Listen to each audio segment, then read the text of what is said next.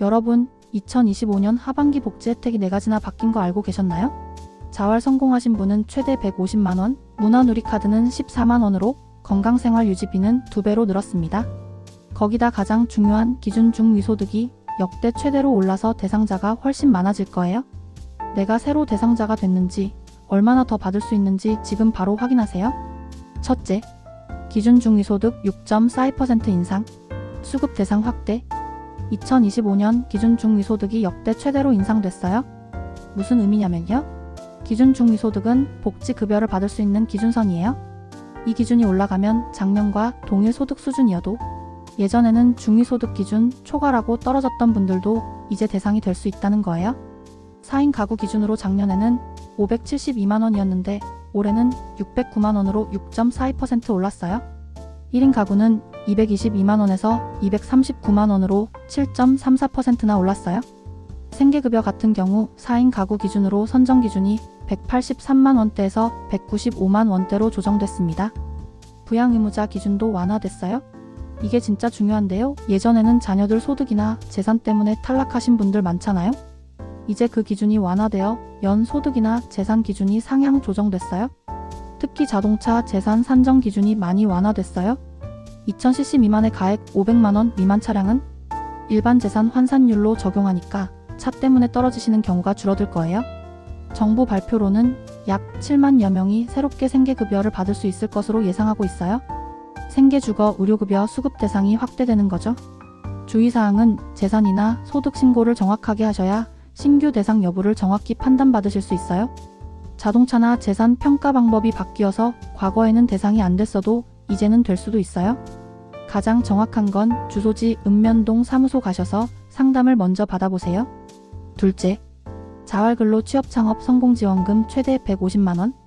2025년 10월부터 자활근로를 통해 민간 자립에 성공하신 분들께 드리는 포상금, 바로 자활성공지원금이 신설됩니다. 대상자 궁금하시죠? 과거에 생계급여를 받으셨고 지역자활센터나 지자체에서 운영하는 자활근로 사업에 참여하신 이력이 있어야 해요.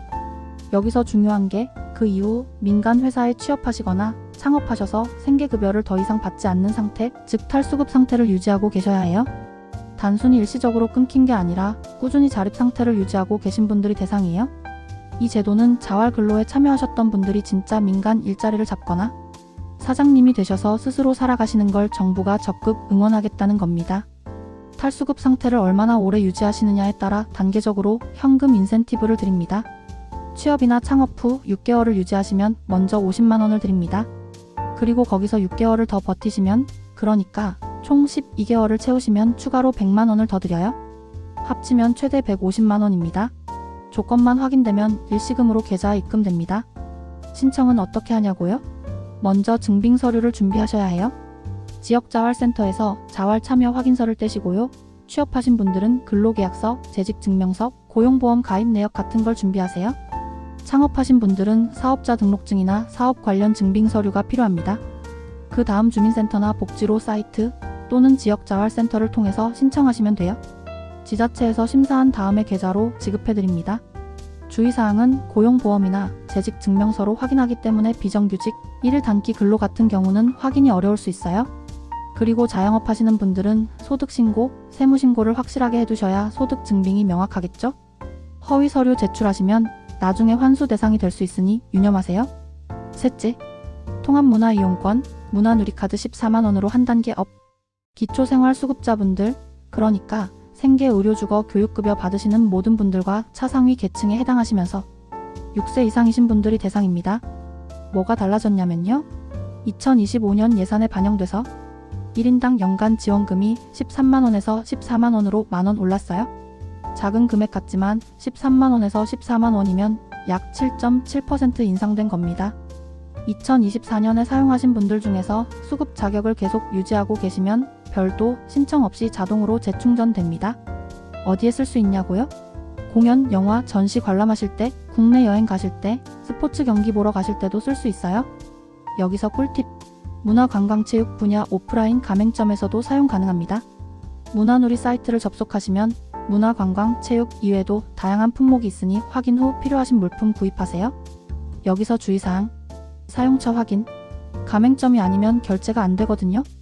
오프라인 가맹점 방문 시 꼭 문화누리카드 사용 가능한가요? 물어보시고 쓰세요. 넷째, 건강생활 유지비 2배로 인상. 대상자는 의료급여 일종 수급자분들이 기본 대상입니다. 다만 본인 부담 면제 대상자나 급여 제한 받으시는 분들은 제외될 수 있으니까 정확한 건 확인이 필요해요. 매달 6,000원씩 드리던 건강생활 유지비를 이제 12,000원으로 2배 올렸습니다. 의료비 본인 부담을 좀 더 완화해드리겠다는 취지예요. 매월 지급되는 금액이라 크게 체감 안 되실 수도 있는데요. 병원 자주 다니시거나 약 처방 많이 받으시는 분들은 확실히 도움이 됩니다. 의료비 약값, 병원 오가는 실제 비용이 줄어드는 거죠. 신청해야 하나요? 별도 신청 안 하셔도 돼요. 의료급여 수급자 자격만 유지하고 계시면 자동으로 적용됩니다. 다만 본인 부담 면제자나 특정 급여 제한 대상인지 확인이 필요하시면 관할 주민센터나 보건소, 의료급여 담당자한테 확인해보세요. 복지 혜택은 내가 먼저 알아야 혜택을 더 받을 수 있어요. 내가 대상인지 확인하고 싶거나 더 궁금한 게 있으시면 가까운 읍면동 사무소나 복지로 사이트 정부24에서 확인해보세요. 여러분의 더 나은 내일을 응원합니다. 구독과 좋아요 부탁드려요.